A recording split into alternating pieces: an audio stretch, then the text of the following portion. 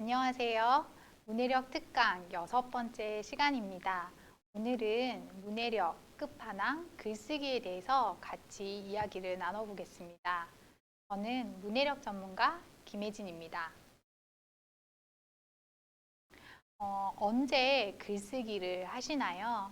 우리 양육자분들께서도 글쓰기를 하는 시간들을 따로 떼어 놓으시는 분들은 잘 없으신 것 같습니다. 그림에서 보시는 것 같이 공원의 잔디에 이렇게 앉아 있을 때 우리는 글을 쓰는 것이 더 편할까요? 아니면 핸드폰을 들고 친구에게 메시지를 보내거나 아니면 또는 뭐 다양한 SNS에 사진이나 글을 쓰는 것이 더 편할까요? 어, 도구가 다를 뿐이지 제가 드리고 싶은 말씀은 SNS를 한다거나 메시지를 보내는 것도 쓰기의 활동이죠. 핸드폰으로 쓰는 거죠. 꼭 종이와 노트 그리고 연필이 있을 때만 글쓰기를 하는 것은 아닙니다. 우리는 일상생활을 하면서 다양한 글쓰기를 하고 있습니다. 사실은 메시지를 보내고 그리고 다양한 SNS를 하면서 글을 쓰기도 하죠. 이렇게 우리 아이들도 다양한 상황에서 글쓰기를 하고 있습니다. 바로 이것은 생활 글쓰기와 굉장히 밀접한 관계가 있는데요. 이 생활 글쓰기는 특징이 있습니다. 단어 중심이거나 아니면 짧은 단문으로 이루어져 있을 경우가 많습니다. 어떤 주제에 대해서 깊이 있게 생각하면서 글을 쓴다거나 또는 내 생각과 내 느낌을 다 여러 문단으로 나눠서 쓴다거나 이런 경험들은 우리 아이들에게는 사실은 많이 있지는 않아요. 그래서 오늘 우리가 어떻게 하면 우리 아이들과 이 글쓰기를 좀 잘 할 수 있을지 그리고 글쓰기의 발달 과정은 어떻게 이루어지는지 같이 좀 나눠보도록 하겠습니다. 글쓰기의 발달은 과정을 통해서 이루어집니다. 먼저는 집짓기에서 바닥이 있는 것처럼 눈과 손의 협응 능력으로부터 출발합니다. 눈과 손의 협응 능력이 잘 된다면 손으로 연필을 잡는 힘, 이것을 운필력이라고 하는데 이 운필력과 성극기의 활동을 통해서 아이들은 기본적인 그러한 기능들을 갖추게 되고요.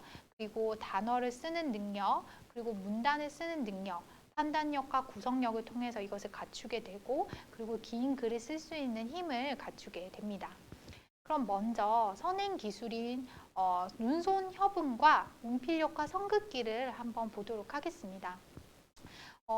우리 아이들이 지금 초등학생이나 중학생이라면 이것은 다 지나갔겠죠. 그래서 예전에 어떻게 글을 처음 쓰게 됐는지를 한번 떠올려 보시면 눈손 협응부터 시작해서 그리고 연필이나 색연필을 잡는 힘을 기르고 그 다음에 여기서부터 여기까지 끝까지 끝에 맞춰서 선을 긋는 이런 활동들을 통해서 우리 아이들은 글자를 쓰게 되었습니다. 이렇게 좀 힘이 길러진다면 다음으로는 단어를 쓰게 되는데 따라 쓰는 걸 먼저 하게 되죠. 그래서 연하게 쓰여져 있거나 점선이 있는 곳에 단어를 쓰게 되고 그리고 위에 있는 글자를 아래에 똑같이 보고 쓰는 보고 쓰기 그리고 들려주는 것을 듣고 쓰는 듣고 쓰기를 많이 하게 됩니다.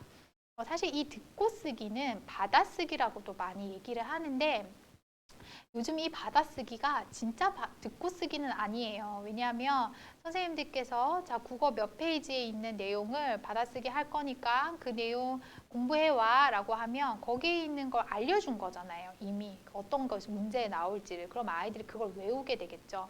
그리고 예전에는 심지어 받아쓰기 급수표라는 게 있었어요. 급수표. 책받침처럼 나와서 학년별로 국어 1단원에 받아쓰기 할 목록, 2단원에 할 목록, 3단원에 할 목록 이렇게 해서 받침으로 만들어 주셔서 이걸 아이들이 외우게 했거든요. 이것은 이제 듣고 쓰는 것이기보다는 어쨌든 외워 쓰기에 조금 가깝기는 해요. 하지만 교육과정 안에서 되게 중요한 부분들이기 때문에 이것을 좀 반복해서 아이들과 했던 경험들이 있으실 것입니다. 이렇게 듣고 쓰기가 있고요. 그 다음으로는 아이들이 단어를 쓰고 나서는 문장을 쓰게 되잖아요. 문장을 쓸 때 이제 접근할 때 가장 좋은 방법은 문장을 완성하는 것부터 시작하는 것입니다. 그래서 앞단과 뒷단을 제공하고 중간에 비워두고 아이가 그 문장을 완성하게 하는 거거든요.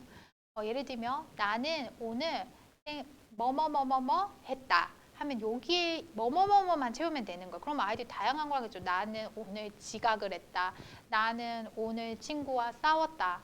나는 오늘 엄마한테 혼났다. 이렇게 그 안을 채우면서 아이들이 글을 쓰게 되는 거거든요. 그래서 문장 완성하기로부터 출발을 하고 그 다음으로는 중심 문장 쓰기를 할 수 있습니다. 어떤 글을 읽고 거기에 있는 중심 문장을 찾아서 써보는 것, 그리고 거기 안에서 뒷받침 문장을 써보는 것도 해볼 수가 있습니다. 그리고 어떤 글을 읽거나 또는 드라마나 컨텐츠를 보고 나서 자기의 생각과 느낌을 글로 써보는 것, 이렇게 이제 좀 아이들과 문장을 써볼 수 있는 이제 소스들이 있고요. 그러면 우리가 글을 쓸 때 우리는 어떠한 작용들이 일어날까? 우리의 머릿속에서는 글을 쓸 때 나 여기에 대해서 써봐야지 한다면 내 안에 여러 가지 생각들이 들게 되겠죠. 그럴 때는 판단력으로 버릴 생각과 쓸 생각을 구별하게 됩니다.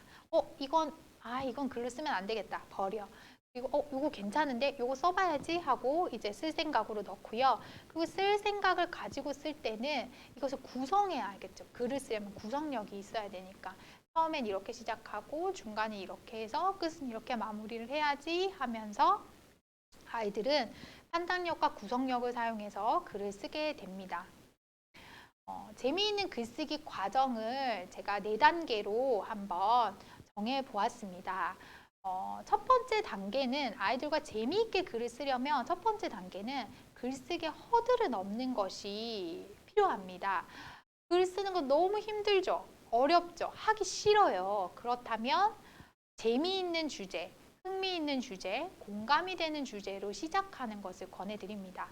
2단계는 그렇게 시작을 했다면 글쓰기 습관을 기르는 것이 중요해요. 루틴을 만들어서 규칙적으로 쉬운 방법으로 글을 쓰게끔 하는 거죠.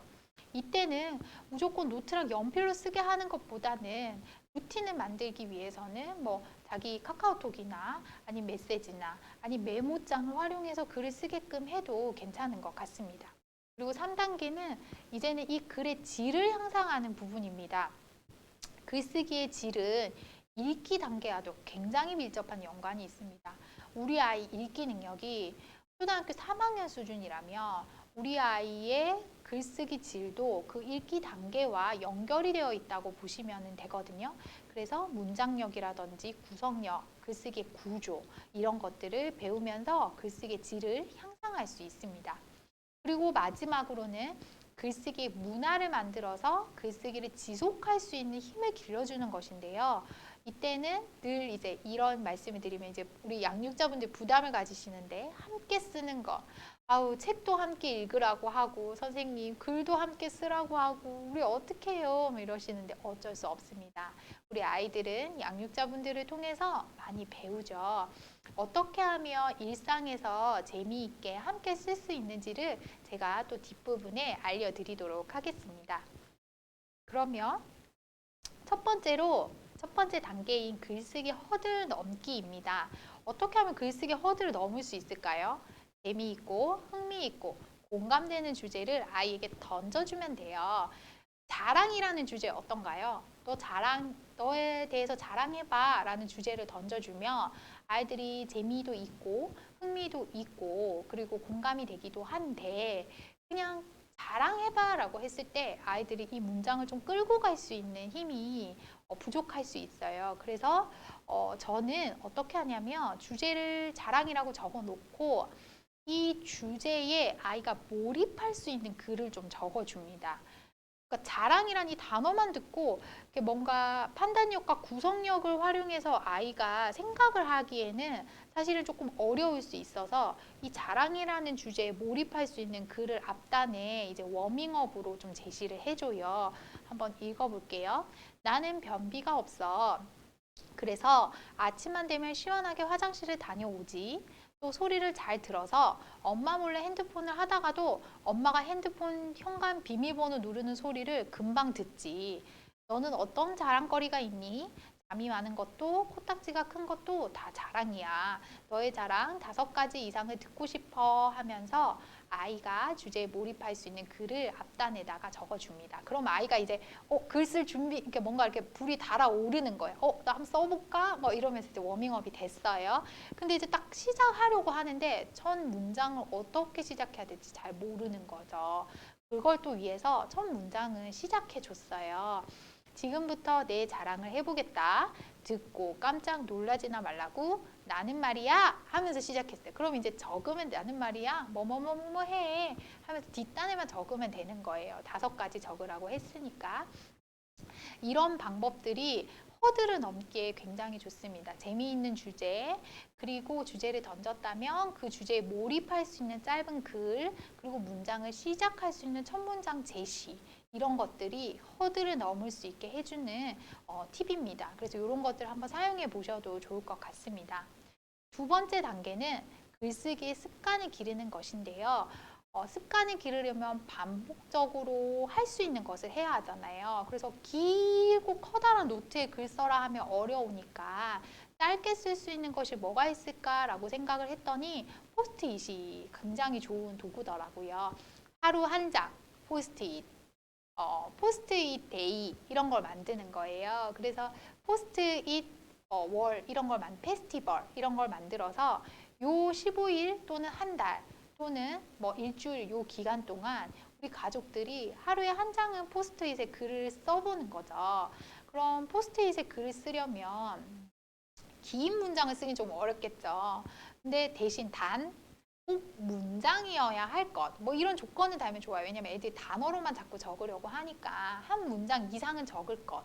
뭐 이렇게 하면 뭐 평소에 아빠한테 하고 싶었던 말인데 못했던 말들이 있으면 이렇게 포스트잇에 적더라고요. 그래서 붙이기도 하고 자기 표현하는 습관들을 길러주는 거죠. 그리고 글쓰기 습관을 기르는 방법 중 하나는 글쓰기 다이어리를 사용하는 것입니다. 글쓰기 다이어리라고 따로 있는 것은 아니고 그냥 우리가 일반적으로 사용하는 다이어리 안에 내가 글을 쓰면 동그라미, 쓰지 않으면 X표를 한다거나 거기 안에 하루 한 줄이라도 글을 쓴다거나 이런 식으로 글쓰기 다이어리를 사용할 수 있습니다. 이것을 통해서 아이의 습관을 길러줄 수 있고요.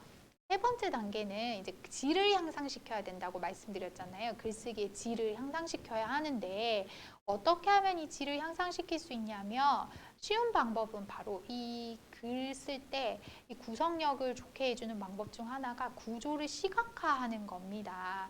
자랑에 대해 써봐 라고 했을 때 내 자랑은 뭐도 있고 뭐도 있고 뭐도 있는데 이렇게 머릿속으로 그려지는 것을 눈으로 보이게 시각화해서 쓸 수 있도록 이렇게 제시를 해주는 거예요. 자랑이라고 하고 화살표를 하면 아이들이 거기에 이제 적게 채워 넣게 되거든요. 뭐 얼굴이 하얗다, 변비가 없다, 뭐든 잘 먹는다, 누구나 10초 안에 웃길 수 있다, 엄마 흰머리를 잘 뽑는다, 이런 게 다 자랑이니까 쭉쭉쭉 적는 거죠. 그리고 또 어떤 구조화가 있냐면 뭐 공통점과 차이점을 나누는 글을 쓸 때 이제 이런 벤 다이어그램을 통해서 공통점 차이점을 쓸 수 있습니다. 시각화되니까 더 보기 좋죠.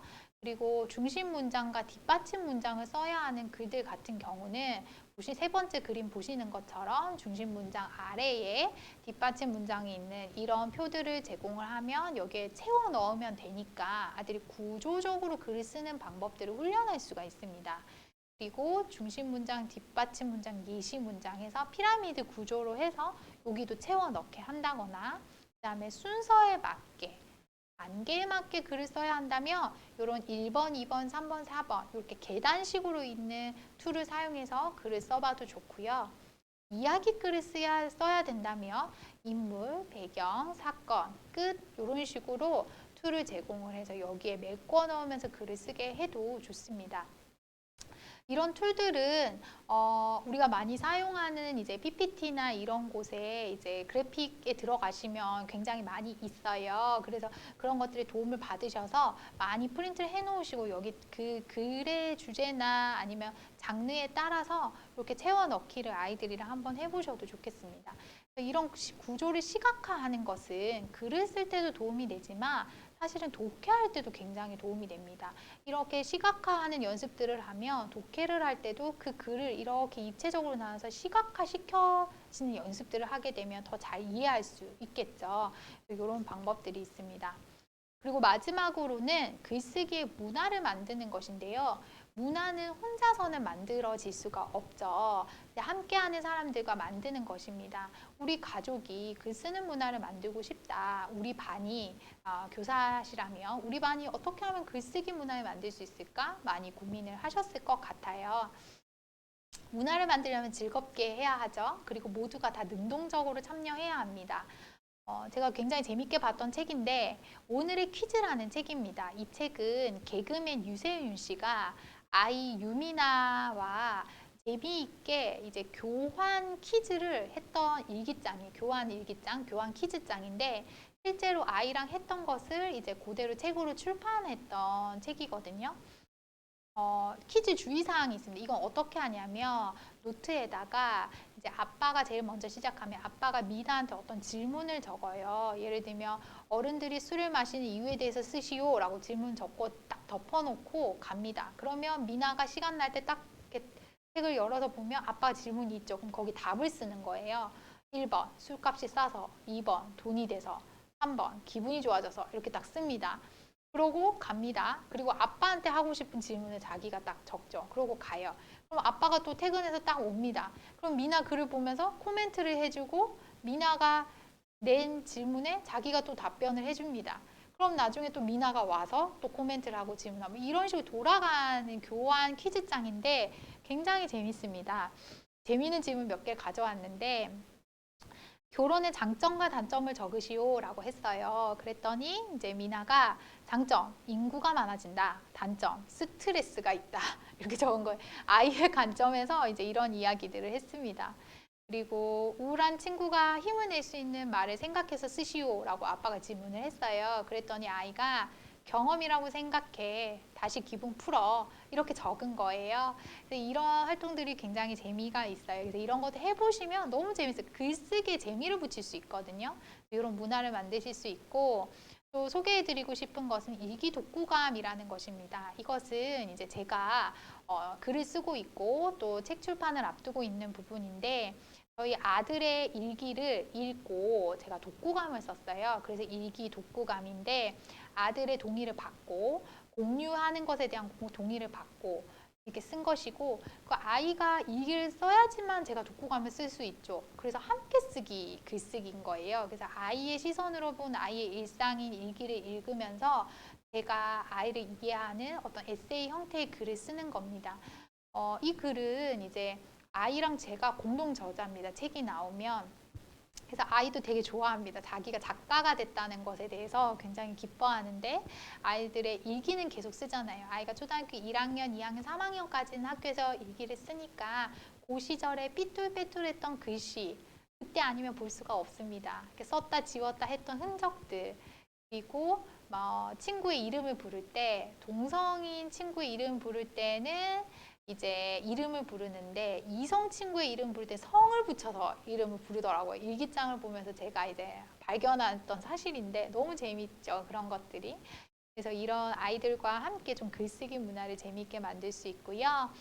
그리고 이것도 이제 재미있는 건데 게릴라 백일장, 갑자기 백일장입니다. 아이들 핸드폰 다 가지고 있어서 재미있는 그림 한 장을 그냥 탁 올립니다. 카톡방에. 그리고 갑자기 백일장입니다. 위에 그림을 보고 5단락 또는 5문장으로 이야기를 만들어 보세요. 가장 잘 만든 사람에게 투표를 해서 3,000원의 편의점 쿠폰을 발송합니다. 오늘 7시까지 이렇게 보냈습니다. 6시에 보냈어요. 1시간 시간이 있죠. 이거 할까? 애들이? 이런 생각했거든요. 아니나 다를까 아이들과 아빠와 할 것 없이 모든 가족들이 참여해서 엄청 길게 이렇게 글을 쓴 거예요. 그래서 이 글을 가지고 또 이제 지인들에게 이제 투표를 부탁해서 이제 상품도 주고 이제 이렇게 했습니다. 이런 거 애들이 이제 저한테 이런 얘기를 하더라고요. 너무 재밌다. 이런 거 좀 하자 앞으로. 이렇게 저한테 막 요구를 하더라고요. 제가 그냥 한번 해봤는데. 그래서 이런 것이 이제 또 문화가 되어서 갑자기 백일장, 뭐 갑자기 딱 그림을 보고 쓰라고 하는 거죠. 그럼 아이들이 막 상상력을 발휘해서 글을 쓰게 되는데 이런 것도 좋은 문화가 되는 것 같습니다. 이렇게 해서 우리는 오늘 이제 쓰기까지도 한번 알아봤습니다. 문해력에 대해서 우리가 한글 해득부터 읽기 유창성 그리고 어휘력 그리고 책 읽기, 쓰기를 통해서 이제 문해력에 대한 전반적인 이해와 또 무엇이 중요한지 또 우리 아이의 문해력을 어떻게 지도할 수 있을지에 대한 이야기들을 쭉 나누어 보았습니다. 마지막으로 좀 정리하면서 우리 양육자분들과 선생님들께 드리고 싶은 말씀은 우리 아이들에게 줄 수 있는 최고의 선물이 무엇일까 생각했을 때 바로 문해력을 길러주는 것이 아닐까라는 생각이 들었어요. 왜냐하면 이 문해력은 많은 것을 얻게도 할 수 있고 읽게도 할 수 있는 힘이고 삶을 살아가는데 굉장히 중요한 역할을 하는 것이기 때문입니다. 그래서 어떤 국어 점수를 몇 점 받느냐, 영어를 몇 점 받느냐가 중요하기보다는 우리 아이가 정말로 읽고 그리고 이해하고 자기의 생각을 잘 판단력과 구성력을 통해서 쓰기와 말하기를 할 수 있는지 이런 부분들에 대해서 우리 양육자분들이 좀 관심을 가지고 아이들을 지켜보셨으면 좋겠고 또 지도해 주셨으면 좋겠습니다. 확실한 것은 바로 이 문해력이 미래의 핵심 역량이라는 것입니다. 문해력이 중요하다는 말은 계속 하지만 도대체 문해력이 뭔지 그리고 이 문해력은 어떻게 기를 수 있는지를 이 6개 강의를 통해서 좀 체계적으로 말씀을 드렸는데요. 잘 살펴보시면서 궁금한 점이 있으시면 또 이제 저에게 연락을 주시면 또 답변을 해드리도록 하겠습니다. 네, 이상으로 문해력에 대한 강의를 마치도록 하겠습니다. 네, 들어주셔서 감사합니다.